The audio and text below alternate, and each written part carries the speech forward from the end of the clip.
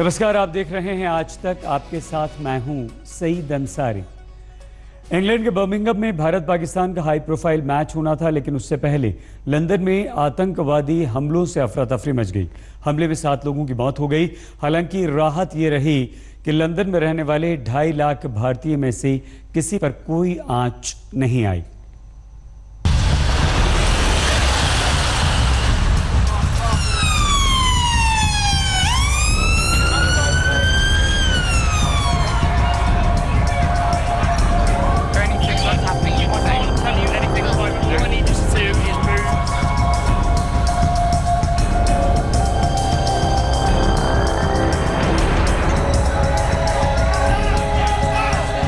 भारत से 7 समंदर दूर लंदन डबल आतंकी हमले से फिर दहल उठा।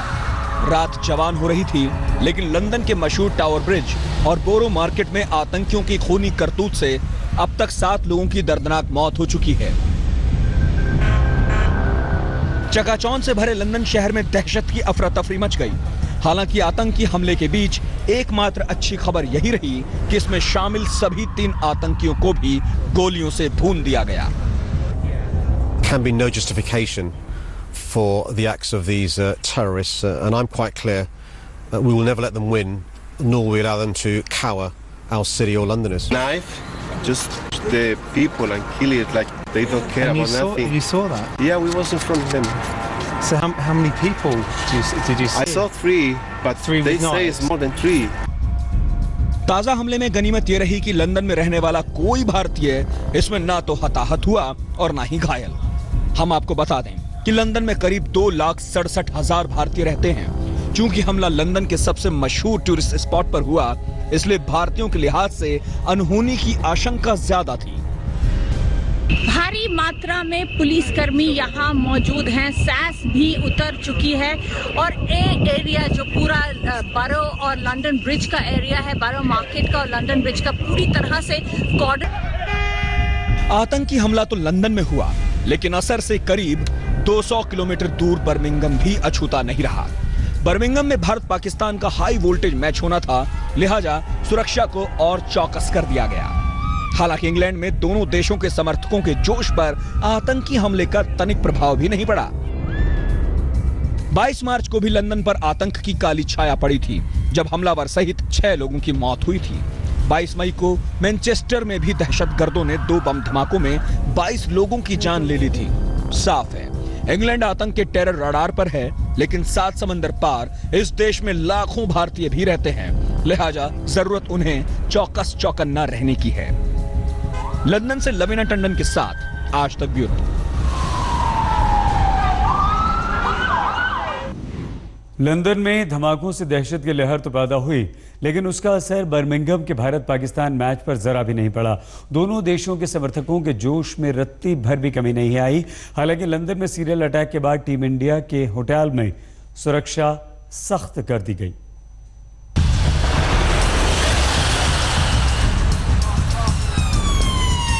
जिस वक्त लंदन में सीरियल आतंकी हमला हुआ, उससे 24 घंटे से भी कम वक्त में इंग्लैंड के ही बर्मिंघम शहर में चैंपियंस ट्रॉफी का सबसे धमाकेदार मैच होने वाला था।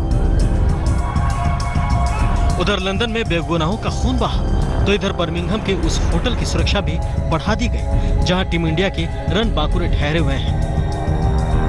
यहाँ पर ट्रैफिक को बंद कर दिया गया है। ये ऐसी सड़क है जो शनिवार रात को काफी लोग आते रहते हैं, लेकिन इस सड़क को बंद कर दिया गया है। इसे कॉर्डन ऑफ कर दिया गया है। पुलिस की कारें यहाँ पर खड़ी हैं। टीम इंडिया के होटल के बाहर सभी रास्तों को कुछ देर के लिए बंद कर दिया गया। किसी भी बाहरी शख्स को होटल के भीतर जाने से रोक दिया गया। जो अंदर थे उन्हें बाहर कर दिया गया। यहाँ पर होटल के आगे मुझे सिक्योरिटी नहीं नजर आ रही है। टीम होटल को लॉकडाउन कर दिया गया था थोड़ी देर के लिए, लेकिन उसके बाद वो भी खोल दिया गया है। अब बाहर से जो फैंस हैं, जो विजिटर्स हैं, उनको नहीं जाने दिया जा रहा। यूं तो बर्मिंघम में भारतीय और पाकिस्तानी मूल के हजारों लोग रहते हैं, लेकिन सुपर पावर मैच के लिए लंदन समेत आसपास के कई शहरों से भारत और पाकिस्तान के समर्थक सैकड़ों की तादाद में बर्मिंघम पहुंच रहे थे। इस लिहाज से भी पूरे इलाके में सिक्योरिटी हाई अलर्ट पर थी। इंग्लैंड के अलग अलग शहरों पर आतंकी हमला ये भी बताता है कि यूरोप अब ISIS के निशाने पर आ चुका है। ISIS ये भी धमकी दे चुका है कि भारत उसके टारगेट पर है, लिहाजा चिंता वाजिब है। लंदन धमाकों का असर नहीं पड़ा, लेकिन एक सनसनी जरूर फैली। लंदन से लवीना टंडन और बर्मिंघम से विक्रांत गुप्ता के साथ आज तक ब्यूरो। बर्मिंघम में मौजूद हमारी संवाददाता श्वेता सिंह ने वहां की सुरक्षा व्यवस्था का जायजा लिया। तो अब आपको हम सुरक्षा के नजरिए से दिखा देते हैं कि क्या यहाँ पर स्थिति है।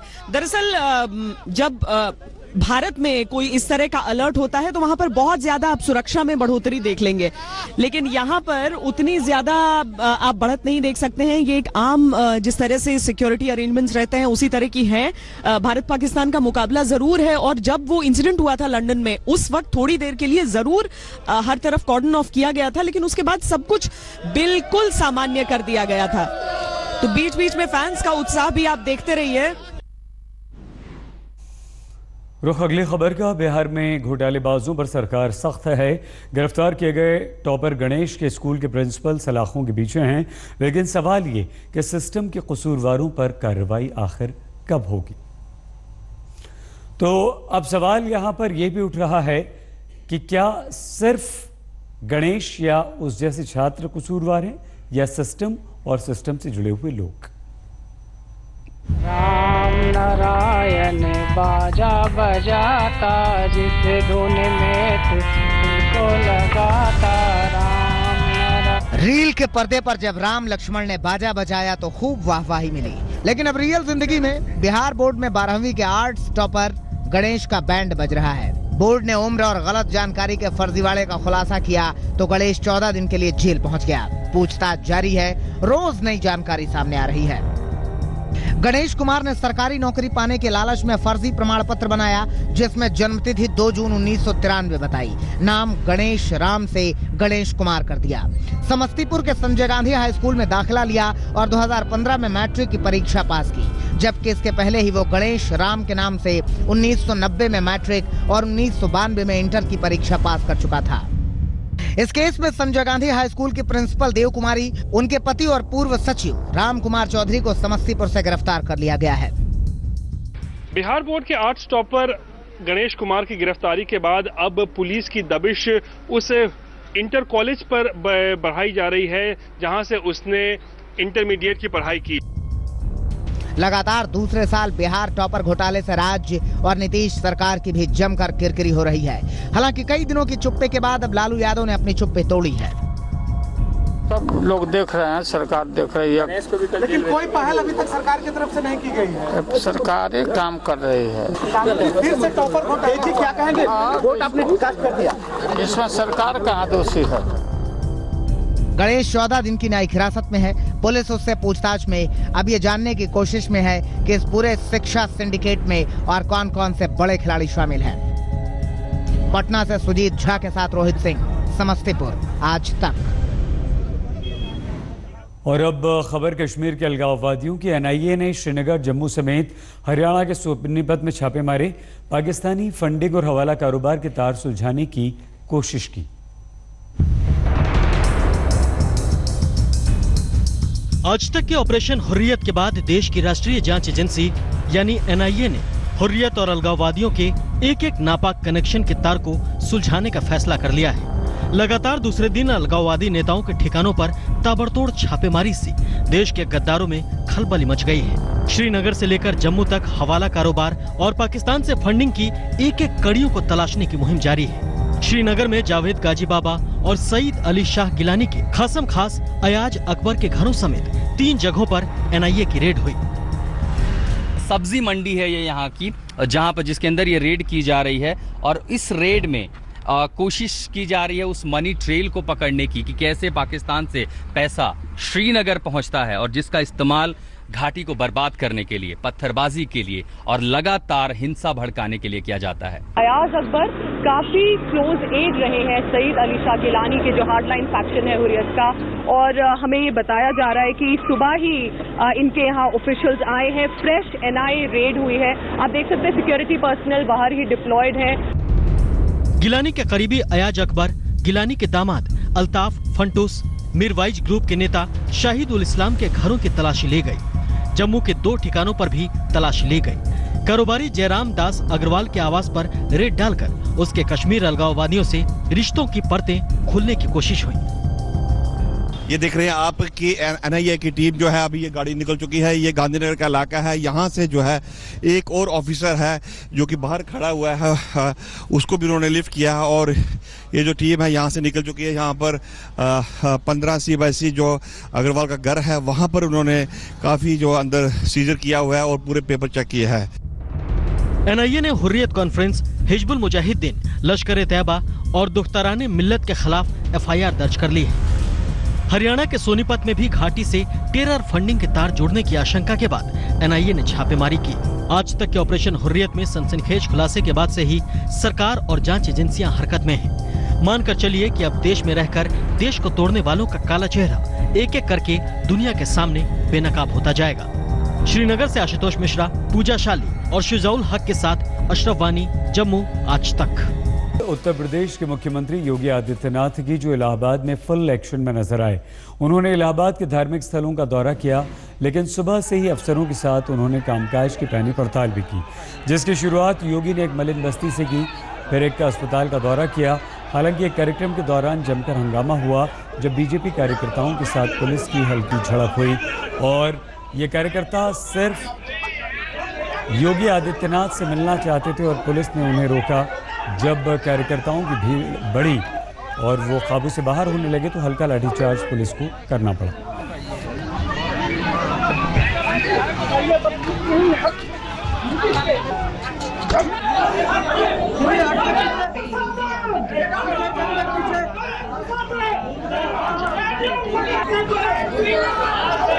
तो मलिन बस्ती में भी गए, एक माला बच्चे को पहनाई, अस्पताल का औचक निरीक्षण किया, लेकिन चुनाव में बिजली एक बहुत बड़ा मुद्दा रहा था और योगी आदित्यनाथ ने ये वादा किया कि अब 24 घंटे उत्तर प्रदेश में हर किसी को बिजली मिलेगी।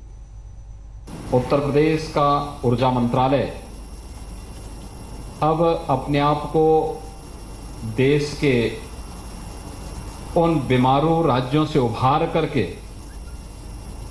अग्रिम पंक्ति की विकसित राज्यों में स्थापित करने का कार्य प्रारंभ कर रहा है, जिसकी अब तक आवश्यकता हम महसूस करते थे, लेकिन वह कार्य पूरा नहीं हो पाता था।